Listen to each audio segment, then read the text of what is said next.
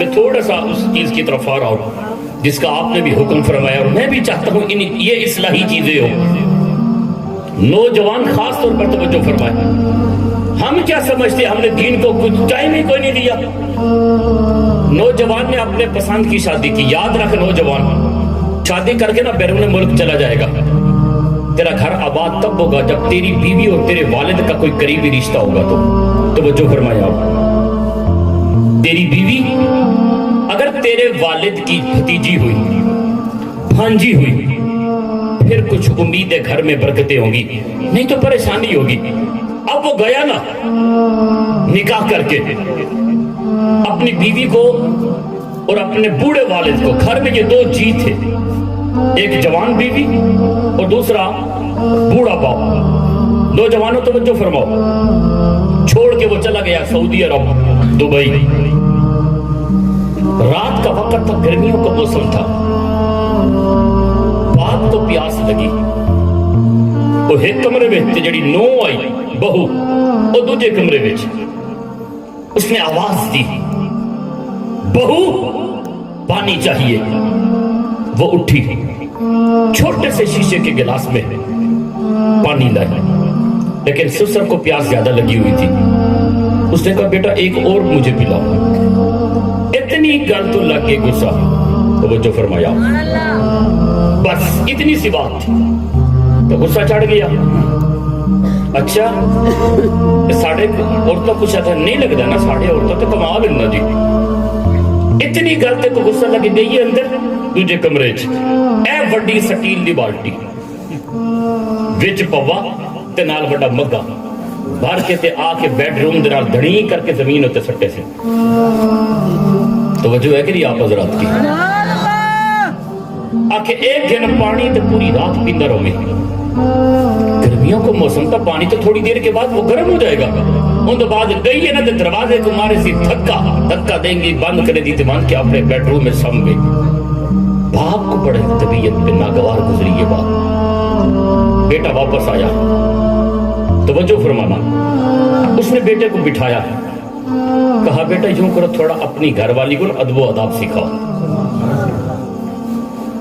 اچھا جی. اس نے اپنی گھر والی کو بلایا, باپ کے سامنے بٹھایا, کہا مجھے بتا میرے ابا جی کو تو نے کیا کہا تھا, ابا جی کو تو نے کیا کہا تھا. اب لڑکی بڑی ہوشیار تھی, اے جی میں ایسا ہوشیار بننے کی ابھی کوشش کرتے, میں آپ کو بتاتا ہوں. وہ کہ اے بیٹے تیرا بابا اندے کنو پوچھ میں آکھیا کیا ہے. توجہ فرمایا, میں نے کہا کیا ہے, ابے کنو پوچھنا اور لفظ دسے جڑے میں آکھے تے کہتے ہوتے ٹھیک ہے, آکھیا تھا کوئی نہیں سی. توجہ فرماؤ, کچھ آکھے سی بلا, کوئی زبان کہا تو کچھ بھی نہیں ہے. کہا یہ باپ تیرا بیٹھا ہے, پوچھ اس سے میں نے کہا کیا ہے. اور اللہ کے بندے, میلاد النبی کی مجلس میں آنے والے نوجوان, بات اس کی سچی تھی, کہا کچھ نہیں تھا. یہ جو زخم ہوا ہے نا تمہارے لہجے کی وجہ سے ہوا ہے. توجہ فرمائے, لہجہ زخمی کرتا ہے, تیرا میرا کردار زخمی کرتا ہے, تیرا میرا انداز زخمی کرتا ہے. کسی شاعر نے کیا خوب کہا تھا, مجروح کر دیا مجھے اس کے لہجے کی خراش نے, وگرنہ سنگ تو اس نے پھینکا نہ تھا. ضروری نہیں ہے کوئی پتھر تمہیں مارے تب تکلیف ہو. کبھی کبھی انسان کے جملے نہیں, اس کا کردار تکلیف دیتا ہے, اس کا لہجہ تکلیف دیتا ہے. آج تیرا میرا مسئلہ یہی ہے. آپ بار بار کہتے ہیں او جی حسن صاحب تو سدسو میں تاکو آکھیا کیا ہے. او اللہ کے بندے ضروری نہیں ہے کہ آکھڑ نال تکلیف ہوئے. توجہ فرمائے, آج کا نوجوان چلاک بننے کی کوشش کرتا ہے. گرمی دے موسم میں سب اپنا موٹر سائیکل چھت کے باہر بھی چلا گئے. پتہ کیا ہے, ابا جی میں نے آپ کو کہا کیا ہے, اما جی میں نے آپ کو کہا کیا ہے. اللہ کے بندے تو نے کچھ نہیں کہا, تیرا لہجہ زخمی کر گیا ہے. باپ کی چیخ نکلی, کہا بیٹا تیری بیوی نے مجھے واقعی کچھ نہیں کہا, اگر کچھ کہتی تو اتنی تکلیف نہ ہوتی جتنی لہجے کی وجہ سے تکلیف ہوئی ہے. آپ اپنے किरदार के जरिए किसी को तकलीफ मत दे। इमाम आजम अबू हनीफा के पास एक बंदा आ गया। नौजवानों तवज्जो फरमाओ, बंदा आया, आकर चीख पड़ा।